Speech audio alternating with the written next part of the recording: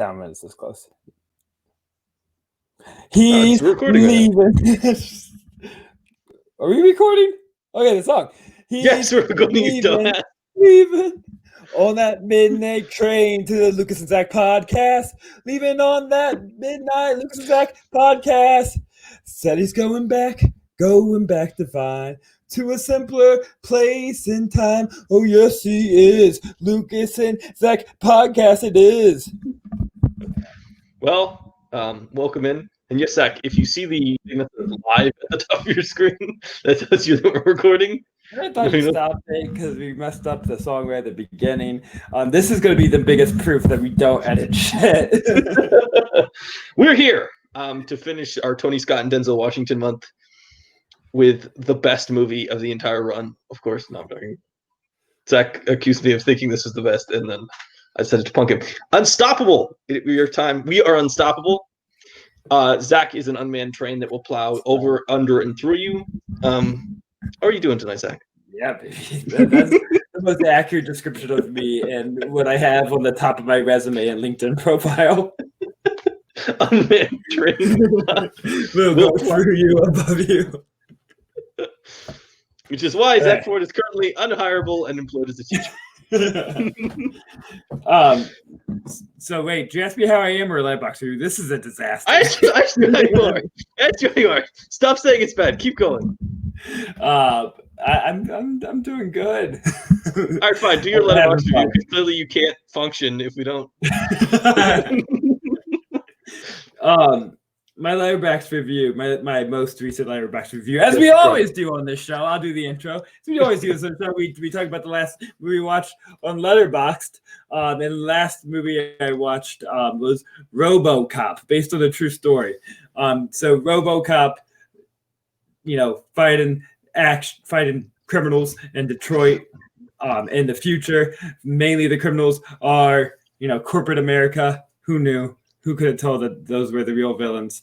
But mainly this movie is just like rad. It's just a rad movie. The technology's cool. The gore, which I honestly thought it was going to be a lot more gory than it was, because when it is violent and gory and blood just spurts out, it's really intense and out there, but it's not throughout the whole movie. So it saves it for the right moments to be shocking and still kind of fun. But throughout its weirdness and its fun, I think it still hits its kind of message in a reasonable way.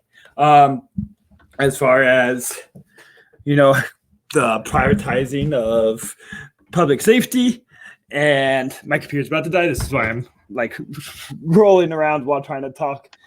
I was going to be really smooth, and no one was going to know on the mic that I'm scrambling for cords, but then I realized I have no idea where my charger is. See, the joy of this being an audio podcast is if you don't say anything, we don't have to let people in on the secret because no one watches on YouTube anyway. But if I don't say anything... Zack Ford is now ducking underneath. He is completely off screen, diving under the... Oh, now we're full chest straight on. I found it.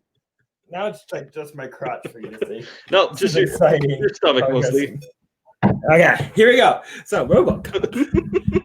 I said it has some, deep thoughts about the, privatization of public services, and that's, we're gonna even on that, but it also just on surface level is just thrilling and kick ass, and RoboCop is cool, and that's all you need. RoboCop is real cool. Oh yeah. And when I grow up, or when Theo grows up, I hope he can be a RoboCop.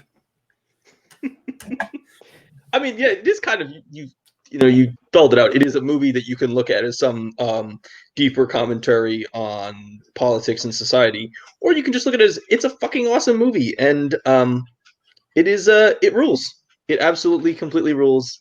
I am not a big fan of 80s action movies, but RoboCop, it's fucking awesome. And if you take away the consciousness of cops and they just go by the laws and the rules, maybe we'll have a better society. Yikes. Probably true. The last movie I watched on Letterboxd, which is weirdly also a commentary on corporate America, greed, commercialization, and consumption, is the Pixar film. Oh, not that far off. It's the Pixar film Wall-E, which is great. absolutely fantastic, but I feel like does not get talked about as much as some of the other Pixar movies. I don't know I'm what not. world you live in. I'm not saying it's not. I'm not saying it is. It's not talked about on the level of like The Good Dinosaur, something that's like basically not talked about at all. But I do think it is on par or comparable to the best of Pixar, and sometimes is not talked about as much. Not that it's said it's lesser than, but merely that people seem to be less passionate about it. And watching it this time, I noticed a couple things, which is one, this movie is gorgeous. It is potentially probably the most like the prettiest Pixar movie. All those scenes in space of them flying around are just gorgeous. Um, it's a really ballsy move to make a Pixar movie for kids and have it silent and based around a VHS tape of a 1950s or 60s musical. There's just a lot of really good stuff going on in it, and shout out to Fred Willard as the president and all those like video recording messages. He's really funny in them. It's just a really, really good Pixar movie that I hadn't seen or thought about in a while, and was really impressed with on this watch. Wally's great, and you're kind of, I think, living in a different world. I think it's very often described as one of the best movies of all time. I think a lot of people have in their favorites. It's my number 2 after Toy Story. You can immediately know if someone's not worth talking to if they tell you only the first half hour is good and the rest is boring. And like, I don't need to talk to you anymore. You have no valuable opinions. People make that argument? Only the beginning is good. Once they get into the ship, have you never had a conversation? No, I've not talked about Wall-E. I've not talked to. No. I think it's sort of like Up, when people would be like the first like 5 minutes of Up, but the rest of it could be dismissed, which is kind of how I feel. I actually do agree with you on. I think the beginning of Up is an amazing short film, and the rest of Up is an okay Pixar movie. But I think Wall-E can't sustain itself silent forever, and it has to still like go a little more forward with the plot. And I still think the second half works because it's still working on thematic levels that are deep, and it still has a purpose. I agree. Also, quite emotional. I mean, how often do you watch a movie and you're like really sad about a little robot getting crushed? Like, you're genuinely devastated when you think Wall-E is injured. I have to say, I think the character I kept thinking about you during the movie is, there's the little cleaning droid robot that's supposed to like these foreign contaminants, and he's always mad about Wall-E tracking dirt everywhere, and he has to just walk around cleaning everything.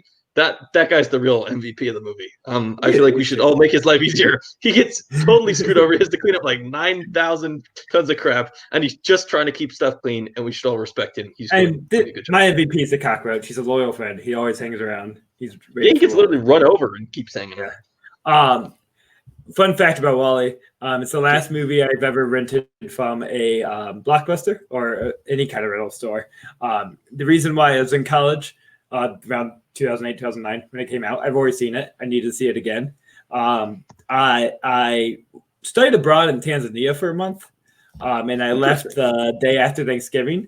A lot of events happened the day before Thanksgiving when I was supposed to leave. My car got stuck in the snow, and I lost my keys and couldn't get in my car. So my dad picked me up, so I just abandoned my car in the middle of the driveway. For a month, all my roommates were upset because I left the car blocking the driveway in the snow. But what also happened is I left my Wall-E rental in the car for the whole month I was in Tanzania. That must have been expensive. So I returned it and never went back and paid my late fees. And that's why I never rented another movie. Smart move. Before we continue on to our discussion of Unstoppable, I wanted to come behind the curtain for a second and say we're recording this early on January 14th, and I know Zack and I would like to send our condolences to the Rogers family. Joan Rogers, the widow of Fred Rogers, passed away today at the age of 92. I did not see this, so you're breaking news to me. We spent 90 minutes talking about the impact of Fred Rogers and his particular brand of kindness and empathy, and his wife was clearly a really large part of that. If you watched the documentary Won't You Be My Neighbor, they had a really close bond, and she continued on his legacy after his passing in the early 2000s. And so just wanted to recognize another person who has done so much to make our world a better place. We always need people like that, and it's always sad when somebody like Joan Rogers leaves us. Yeah, and let's not refuse to put a spotlight on her and always put her under the shadow of Mr. Rogers. Not really fair to, I think, the person that she, is, or at least seems to be. So let's give her a little bit of her own time at this moment. Absolutely. She did. I mean, she kept everything he wanted going, like the entire foundation and everything. She kept it going long past his death. And, she impacted even more people past his passing. So that's, really valuable.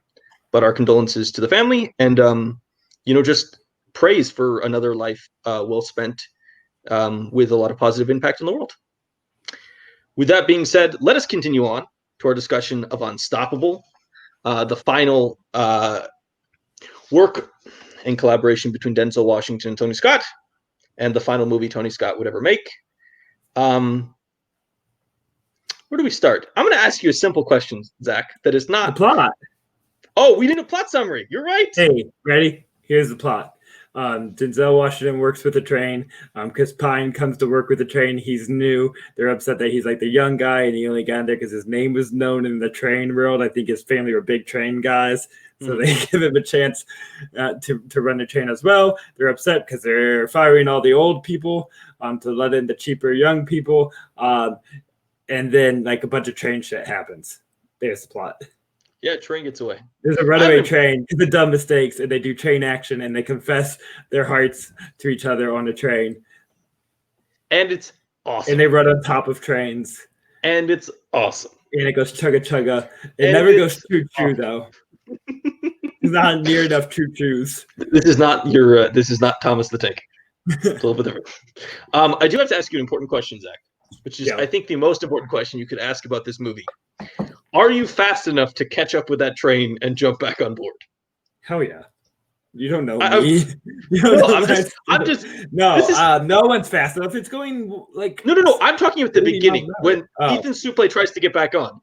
I, for a fact, know I could have done that and gotten back on quite easily. Are you telling me you're faster than the large man that is Ethan Suplee that's also dumb enough to let a train go on its own?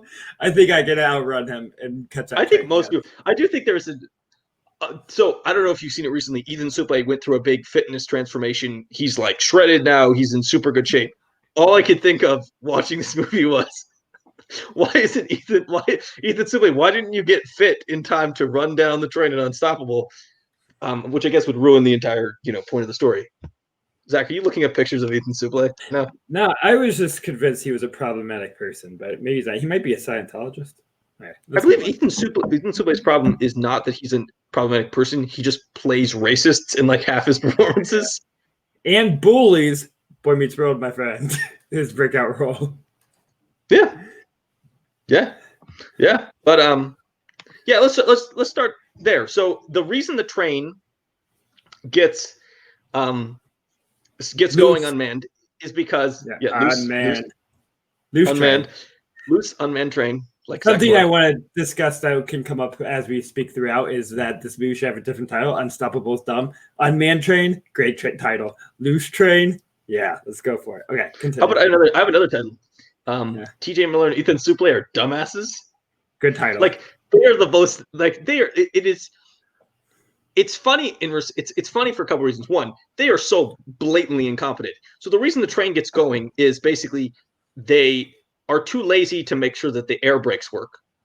And then they break protocol and jump off a train while it's moving, thinking he can flip switch. Now, Ethan Suplee, if anyone who looks at him goes, maybe you should not try to do anything where you have to move quickly, because moving quickly does not seem like your strongest suit. And then TJ Miller is just like standing there. I don't know what his job is. He literally does nothing. He just stands there and just like...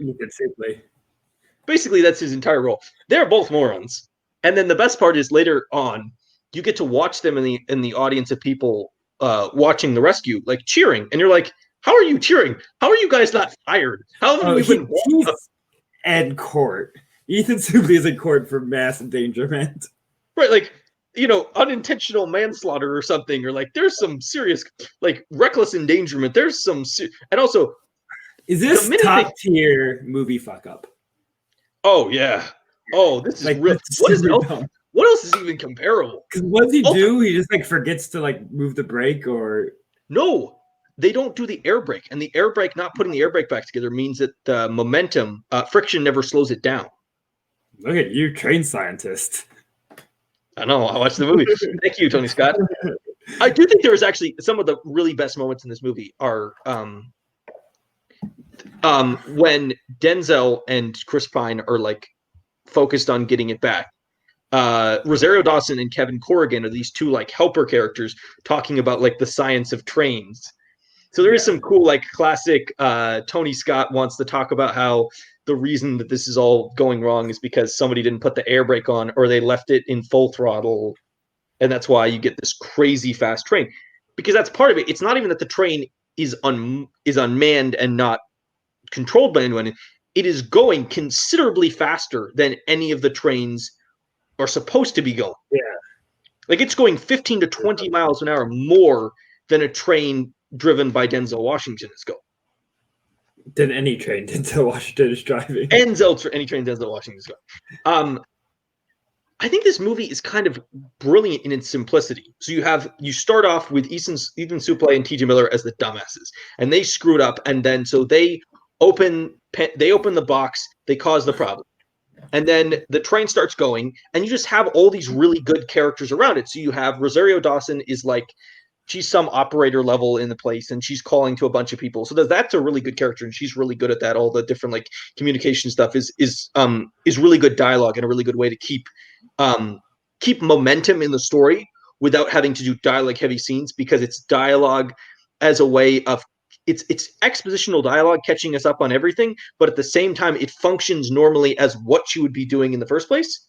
Kevin Corrigan is this random safety inspector there who just happens to know these fun little facts. So but he also does it really well, and they do it really effectively, allowing him to throw in little pieces of information.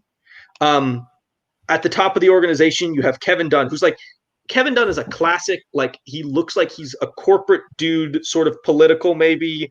Like that's like Kevin Dunn. That's like the Kevin Dunn I think of. Maybe I know, but he also could just be so blue collar, and you can see him just like also being a train guy. He could be one of the buddies that Denzel sang with at the beginning of the movie. Oh yeah, you guys taking over. I think he just has an everyman appeal. Like if he's going to be corporate, he's going to be corporate for trains. Like he's perfect. He is a little bit like he's a little grimy, but he's also like a little greedy and sort of an idiot. Like initially they make a lot of choices that are not the smartest. But he's also sort of comes off as the villain of the piece. So you're kind of annoyed at him and his like unwillingness to do more extreme options that would cost them money. But also at the same time, so that when you get to the big reveal of, oh, I can't really fire Denzel, I've already fired him, which is, a really good moment. And you kind of get this good like camaraderie between Pine and Washington, as they give the proverbial "fuck you" middle finger to the the elite and the leadership, and say, fuck it, we're doing this. We care about our families. This could hurt our families because it's going into this is our state. We're going to do our thing. And most importantly, I think this movie really works because we've watched. This is the fifth Washington and Scott movie we've watched. None of those movies have a connection like Pine and Washington. There's a really good like two-hander buddy cop mentality, and they're really good. They're like very charismatic, very likable guys who also happen to be very good actors, and I think are both really good in this movie. And I like the stuff in Pine's backstory less than I like the stuff in Denzel's backstory, but I think that they I don't like any of it, but I will say my thing. I'll let you say your piece. I would say the difference I think between you and me is, for me, it is such a small part of the story that it does not detract from my overall enjoyment of the sports movie, heist movie, rescue movie aspect. Mm-hmm. That is that is Unstoppable. I feel like this movie has that sports movie mentality of you are cheering for them. So when Denzel's running on top of the train, you are rooting for him in the way you would root for a running back trying to go for a touchdown, as you would root for, any other sporting like play. And it also has the aspect of the rescue because there's the time limit. So for that respect, I think it's just so effective and so tight at just keeping you engaged and making you root for these people, these two guys, as they do this crazy task of trying to run down a train and stop it. I just realized 4 of these 5 Tony Scott movies all have time limits. That's really like a He loves it's a great for tension. The ticking clock is a point of interest for Tony Scott through all these movies. That's the way he thinks tension is just comes. He likes fast-paced movies, and when you set a time limit, it makes it really easy to keep that movie going because you don't have another choice. Man on Fire is the only one that doesn't have that because in the story, it's just not really room for it. But there's still a little bit though, because they still have to make the choice quickly about the nuclear weapons and the sinking.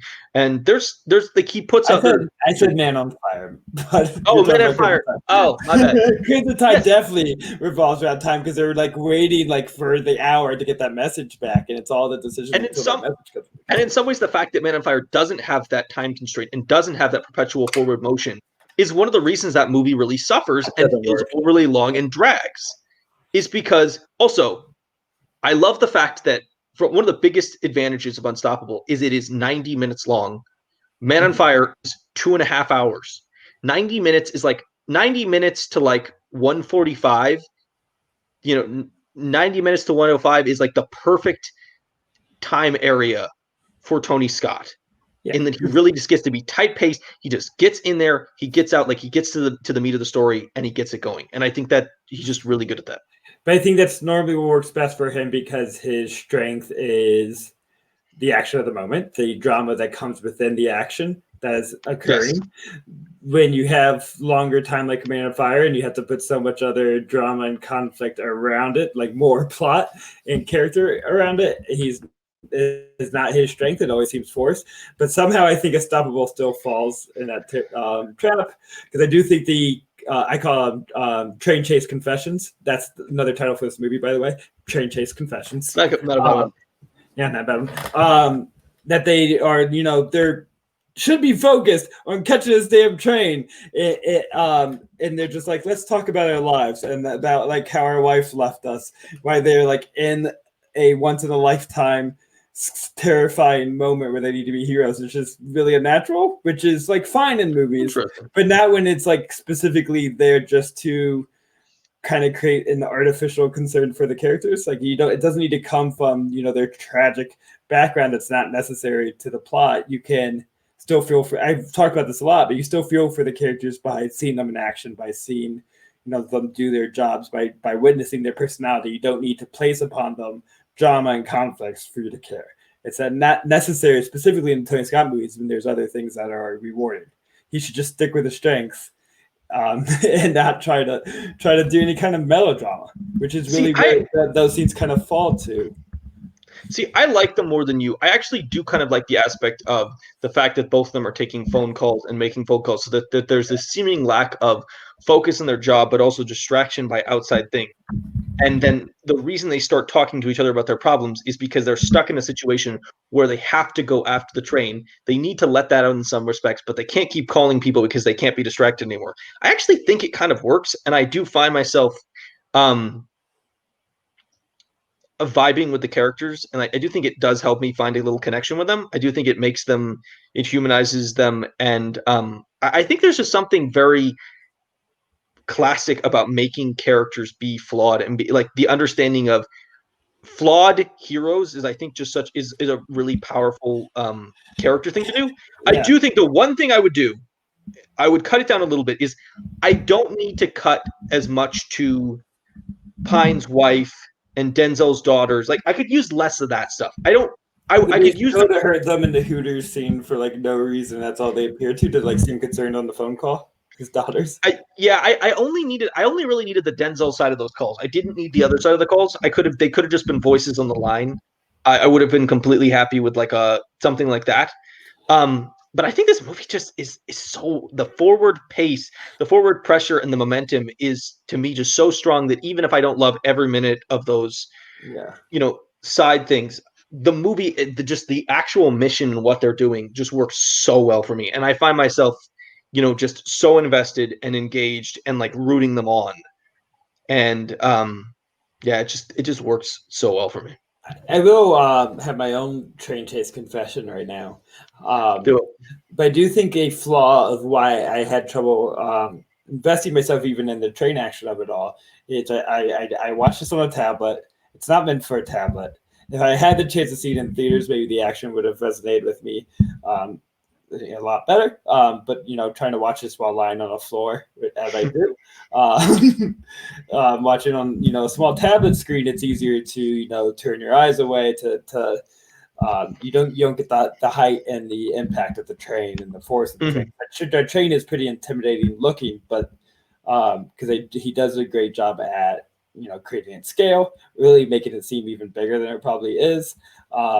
Yeah, it seem like and the drawing speed. down those tracks. Yeah, the speed is really noticeable, but that is all diminished, on a tablet screen. Yes, So I do also. By the time that's how these movies get watched. Like Ensemble is probably never going to play in the theaters again, but I don't know. Yeah, it would be an awesome theater experience. I do think yes, this movie is really momentum is so important. Like this is the type of movie that you need to sit down and watch in one sitting. Like you cannot watch title. Momentum. Just call it Momentum. But it is really that like you can't like this movie works best when you get 100% invested like I was in the story and you just you can't stop watching because this movie I think is going to diminish if you watch it in multiple parts or if you look at something else. So like it's tough, but that's I think Scott wants you have to be 100% invested. And if something doesn't work for you, like clearly some things did, I do think it takes you out of it and it makes it harder to stay as invested as the movie needs you to do to work. I think I had a lack of care at the characters because I found their stories kind of artificialized in a way. Interesting. That it didn't make me involved. It was happy. I also think Chris Pine is not very good in the dramatic scenes. He's fine. He's great to watch, chasing down a train and trying to, jump on to truck backs. That's exciting. He could do the action stuff, but him delivering, that when he tried to shoot his friend that he thought was shooting with his wife, it all just comes on like super earnest. Yes. Like soapy in a way. Yeah, I don't love that moment as much. I do kind of wish if I don't understand why they gave him such an extreme thing to do. Like I feel like there's a lot of other like stupid things he could have done that would have gotten him in trouble that would not have been as extreme and kind of disturbing as what he actually ended up doing. I don't know. I think it's not even as much the acting talent. It's just they are so likable and charismatic that they're the type of people you just want to keep watching. I do think the one thing that almost saves those conversations is I'm going to call him blue collar Denzel. He's in full blue collar Denzel mode. He's a great conversator, and the way he he's so good and engages with Pine when he is telling to him this story. That was the hiccuping hippo. I accidentally screwed that throw it out before I hiccuped on the camera. Denzel is such a good scene partner. He plays. Yeah. He's so good for he makes everybody else like he's like the ultimate make everybody else around him better. Like if he was not giving so much back to Pine, I think Pine looks worse in comparison. The way he reacts to his like tragic story is like equally, engaged. You're going like, oh shit, that's what you did, but like in a way that's also like sympathizing and not judgmental, which is like a tough territory to cross. Like he's not judging him for his actions, but still like not showing absolving him of it either. Yeah, showing an interest without judging his character. It's very much like a conversation between buddies. Like they have like a just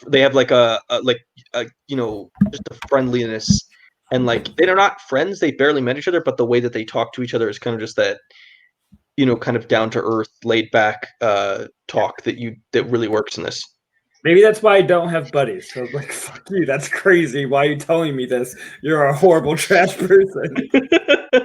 I have to say, I love when Denzel just gets out of the cab and starts running across the top of the train. That is like such a good action sequence. It's so much fun. But he doesn't get to fulfill it because he gets stopped by the long jump. But that gets to run is all kind of anticlimactic because he kind of just like up out of space. See, I don't think it's anticlimactic. I think that in some ways that works so well in this movie is that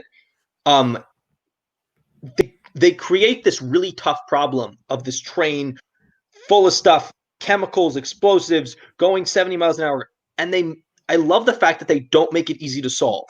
Like in this movie, they try to get another train in front of it to slow it down. to like back break into it and slow it down, while they land some Marine guy former military guy on it, to jump in the cab and slow it down. The train flips off the track. The guy smacks in it and gets injured. They try to derail it. It runs straight over the derailleur. And then I like finally, that part. Because that was like humorously anticlimactic, but it like builds you up. They're like, it's not gonna work. Telling you it's just gonna run over. It's like going too fast. And they're all like the whole town's there to kind of watch it be derailed. Yeah. And they're like, it's guaranteed to fall down. It just goes like bump. It's a great moment really because funny. it's a great moment because like all these muckety mucks in a boardroom have been saying that this derailer is the way to do. And like everybody in the ground is like, what is like, no, it's not, you idiot. That's never gonna work. And it's then like finally, not even close. It doesn't even like no, close it's not even. It doesn't even get remotely close. And then what makes it even more fun is they have to chase it down. So then Denzel has to chase it down, and they try to couple the car, and it doesn't work initially. Then Pine has to get out, and he gets it coupled, but he like injures his foot really badly. So then Denzel gets out of it, and he starts running along the tops, but then he runs out of space. So then, what is his name? I love this guy because he's just. Is this the guy that, according to my notes, said, "Do it, you pussy"? I wrote this in my notes. Yes, Lou Temple, I believe is his name. He plays Ned Oldham, who's a guy who works for the railroad. And he just gets in his truck and starts chasing this car down. And he gets Pine to jump in the back. And then Pine has to jump onto the front of the moving train going at like 70 miles an hour. And he finally gets on, and they finally slow it down. I know why I wrote "Do it, you pussy." And figure it out why the context that he says this. This is the issue of his character. He's very much like dumb fucking Pelham that's just like berating Denzel for no reason. Here's Chris Pine trying to jump off a really fast train into a really fast truck, and this guy, instead of like bringing it along or encouraging him, he's just like, "Do it, you pussy!" Like he's a kid on the playground, just berating Chris Pine in this terrifying moment. It just seems unfair. Yeah, I mean, although. Sort of that's the only way you can do it, because you have to just kind of forget safety. You're trying to jump on the front of a train. There is no correct way to do this. There is no perfect way to do this. You kind of just have to gauge the speed and just go and just hold on for dear life, because there is no perfect way. I can tell you the wrong way to do it is to insult the person that's risking their life. Hey, he's not insulting him. He's telling him to stop being a pussy. Just do it. It works out. He gets on the train. He's a hero. Yeah. Momentum. It's what I don't think I have ever said that word, by the way. This is a big moment. I don't like the P word. I only said it within the context of the movie. I'm a fan of the word vagina. I would never say the P word. You are a weirdo, because no one wants to say that. Yeah. I don't have a lot more to say beyond that. This is just like a great momentum-based, engaging rescue mission movie with two great A-list actors. And you have some good supporting characters around. Kevin Dunn, Rosario Dawson. Rosario Dawson is kind of really she's good in the this. best part to me. She's really good in this. Like she gets to handle the competence. She's like what Kevin Dunn, might have been one day before corporate took him over and changed him. So she still has the like moral code within her job, but also just like hyper competent, really in charge, takes no shit. Because you said like Denzel, because Pinecake gave the middle finger, but she really like kind of led that crowd, kind of tricked them into that, because she. Is going to take charge when she knows what's right. And I think Rosario Dawson just kind of, really can display that sense of competence in her acting. Yeah. Control. She's really good. In a this is kind of another classic Tony Scott thing of, she is really good in a role that is kind of nothing, but then she makes it a lot more. Like that character could be really bland and kind of boring in the hands of other people, but Rosario Dawson is really good in it. I think also she has the like intelligence and demeanor of an authority figure, while being able to simultaneously be like a relatable every person that can relate to these blue collar trained people. She can run the white collar world and the blue collar world at the same time. She's like a really good. She's also she's our go-between between all the characters, which is a really valuable. Like she's the go-between between Dunn and then the idiots and then the smart people trying to help and then Pine and Denzel and yeah, she's really good. Pine and Denzel were fantastic. Oh, fun trivia question for you. Let's see if you can guess. Yeah. This movie was nominated for 1 Oscar. Can you guess which one? I'll give you 3 guesses. We're going to spend 10 minutes of me looking because I do not take questions lightly. I will waste the rest of this podcast for an hour. I will tell you the it's going to be our longest podcast ever because I'm going to spend 2 hours of silence debating whether I think the answer is. All right, just pick some answers. Okay, it's editing. Is it what? Editing. It is not film editing. It's sound editing. Well, it's only yes, it did. Sound. It was nominated for sound editing and lost to. You kind of showed your cards there. I don't know. I couldn't. I had to show my cards because if I say no to editing, and then I was like, it's sound editing, you get mad at me, like you treated me, and I would because to me editing is film editing. And okay. All right. Yeah. In the future, if I ever guess that, I specifically mean film editing. I understand. Do you have any final thoughts on this movie? No, it was fine. It said some of the action parts work. I give it a little extra credit because veer a little more to the positive just because I know it'll be better on the big screen. And I just say give it the right level of attention and respect even. So I want to give it the benefit of the doubt, but I think no matter how I watch it, the dramatic elements are a little oof. Yeah, that's fair. And I mean, I think having like when we do these marathons, there's just naturally comparison points. That's part of the point of having themes and stuff so that we can always kind of connect everything back together and find unifying ideas. So starting with Crimson Tide right at the beginning, I think kind of diminished everything I was able to see later because I'm just relating everything back to Crimson Tide and how it just doesn't compare, and Tony Scott doesn't have the tight control I feel like that he has in that movie. Yeah, which I think is still here in Unstoppable. But for his last movie, at least it went out something that a lot of people do really enjoy and have a lot of respect for. And I think its respect is only growing. So maybe I will give it another chance. Another time. So yeah. Quentin Tarantino considers this one of his best 10 of the decade. Yeah. Well, Quentin Tarantino is odd guy, so am I. But I'm not. Chris Nolan also a big fan of this movie. So clearly, you may not have liked this as much as I did, but some very famous directors with a lot of work are fans of Tony Scott's final work.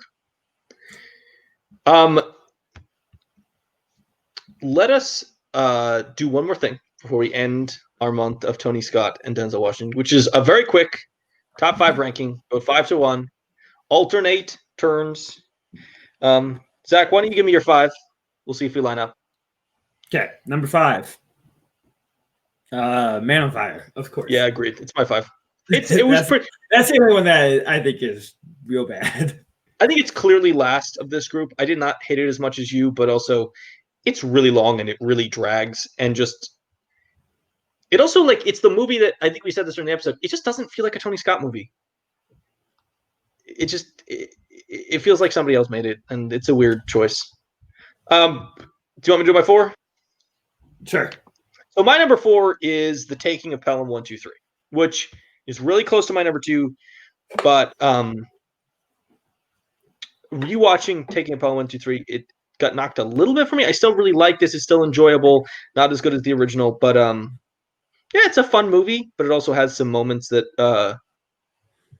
don't always make sense and a little confusing at times. But really good two-hander villain and hero performance. What's your number 4 is Unstoppable. We just talked about for interesting. Half hour. I don't need to talk about much more. All right, yeah, that is much higher on my list. What's your 3? My number 3 is Pelham. I put Pelham. I gave it the advantage just because you get the crazier performances that even though they exist outside of this world, it has an engaging quality that engaged me more than the High Speed Train. I like the heightened action qualities of it. This is a little more grounded. All right, my number 3 is Deja Vu, which was very close to Taking Pelham 1, 2, 3, 3, and 4 could flip several times. As we said during the episode, it's really fun up until the point where they decide to go back in time, and I kind of wish they hadn't. But I was actually kind of surprised because we had to do Man on Fire and then Deja Vu. And after Man on Fire really kind of disappointed us both, I think we were both a little bit worried coming to Deja Vu because Deja Vu is not particularly well regarded. And I was very concerned, like, oh my God, am I going to sit through another really not like very mediocre to bad movie? And Deja Vu really surprised me. It's a really fun kind of time travel movie, although I wish they had made a couple different choices. And yeah, that's my number 3. And that's my number 2. Deja Vu. I would say, because even if not everything works, I think this has a couple of the most standout scenes, within this combo that we have seen. Especially, we talked about the car chase in that, which is just really remarkable and really inventive and creative that I don't think exists in the 3 movies they have lower. That's what gives it that extra step above the inventiveness. Absolutely. My number 2 is Unstoppable. We just talked about it. I think you probably could tell during the episode, by the way we were talking, that I was a lot higher on this movie than Zack is. Yeah, I'm really, really big fan of this. And it got reasonably close to taking my number 1 spot. Although our number 1 spots, we share our 1 and our 5. Our number 1s is Crimson Tide, which is where we started. And yeah, it's really tight. It's got a bunch of really good actors. It's got the really good Hackman-Washington two-hander, bunch of good side characters, really good tension, really good technical aspects of the submarine. And yeah, it is kind of interesting. Top tier, like military thriller, really like a Cold War thriller, even though it exists outside of the Cold War, but still working off those elements. But it fits into that genre. Top tier thriller. Yeah. It just, he can build the tension and the, I blank on every obvious word. Tight spaces. The claustrophobia of it all is very, very exciting. And I think it's just a master class of his directing. I would agree. And directing and acting. That's the best 2 performances we have in any of these films. Yeah, probably. Yeah, they're really good. And with that, we conclude our month of Denzel Washington and Tony Scott. We will return next week when we start our month of plane movies. We will be talking about Top Gun to start, which will be fun. And Zack, have you seen Top Gun? I have not seen Top Gun. This is interesting. My mom has been telling me forever. So maybe this is the episode we get my mom on. I think you have to tell your mom that you watched Top Gun because of her, because I don't like her. I think, honestly, there may be a moral code against this, but I definitely could accidentally get her on. Like, I can talk to her about Top Gun on the phone while it's on the chat. You'll never know. I don't know if she doesn't listen to the pod. I say the word pussy. I can't let her say that. She wouldn't care. I just care. I have to keep up my rep. I don't know if we want to catfish people into being on our podcast, but this is all we're going to do guests now, just random phone calls. Just get a random Zoom call and just record it in the background. It's not a bad idea. With that being said, we will see you next week for Top Gun. Zack, do you want to play us out? Yeah. People all over the world, join hands. Start a Lucas and Zack podcast. Lucas and Zack podcast. The next stop that we make will be England. I'm going for the whole song, by the way.